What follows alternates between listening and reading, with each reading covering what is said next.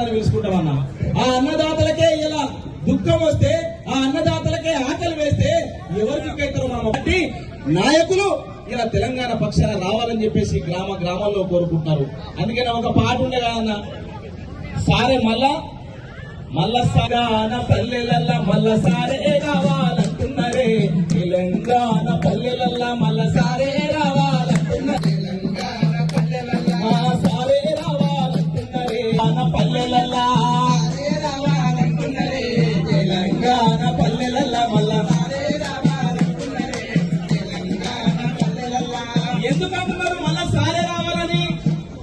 ఎందుకు?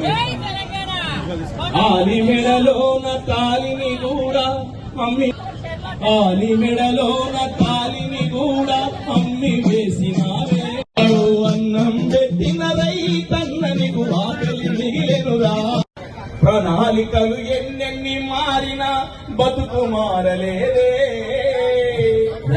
మోడీ ప్రభుత్వం ఆకలి మిగిలెనురా, అన్నం పెట్టిన ఆకలి మిగిలెనురా.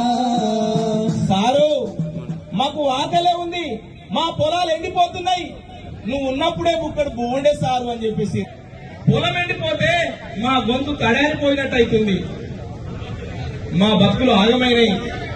మహిళా అక్కలు తల్లులు మోసపోయారు. ఎన్నో పథకాలు. నిన్న పెద్ద సార్ ఒక మాట అన్నాడు.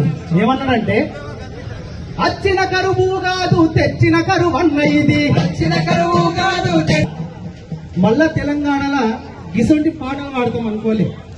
సేలల్లా నీళ్ళు మర్చిపోవే వానమ్మ, వానమ్మ వానమ్మ వానమ్మ, ఒకసారన్న వచ్చిపోవే